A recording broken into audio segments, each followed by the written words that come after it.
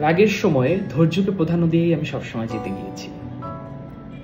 আমি হাতির মতো কোনো বড় যন্ত্র নয়, আমি বাঘের মতো দৌড়াতেও পারি না, মাছের মতো সাঁতরাতে পারি না।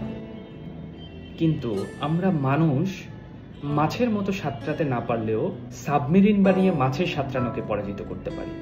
আমি বাঘের মতো দৌড়াতে না পারলেও আমি গাড়ি বানিয়ে বাঘের দৌড়ানোকে পরাজিত করতে পারি। আমি হয়তো পাখির মতো উঠতে পারি না, কিন্তু প্লেন বানিয়ে আকাশে উঠতে পারি।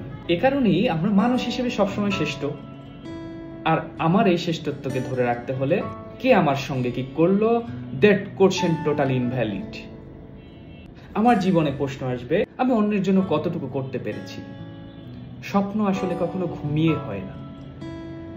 দেখবেন স্বপ্ন দেখতে দেখতে যখন বাস্তবের কাছাকাছি চলে আসে তখন আপনার ঘুম ভেঙে যায়। আর যাদের ঘুম ভেঙে যাবে তারাই অন্যকে স্বপ্ন দেখাবে। কিসের এত আর্তনাদ?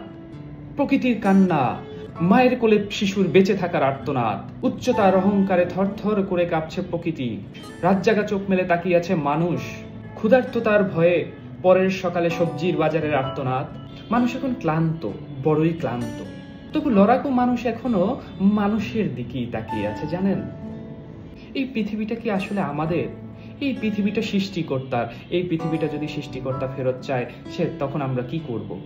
এই পৃথিবীটা কিন্তু একদিন সবার ছিল, কিন্তু আমরা সেই পৃথিবীকে কেন যেন ভাগ করছি দেশের নামে, ভাষার চামড়ার রঙে। তবে কি কেবল মানুষ হয়ে মানুষের বিরুদ্ধে যুদ্ধ? একদিন হয়তো সবকিছু ঠিক হয়ে যাবে, কিন্তু আমরা কি মানুষের মতো মানুষ হব?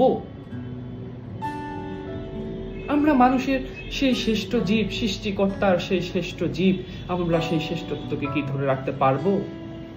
আসুন আমরা বাঁচার স্বপ্নটা অন্তত দেখি। মানুষ হয়ে মানুষের বিরুদ্ধে যুদ্ধ না করে মানুষ হয়ে মানুষের পাশে বাঁচি। সবাই ভালো থাকুন।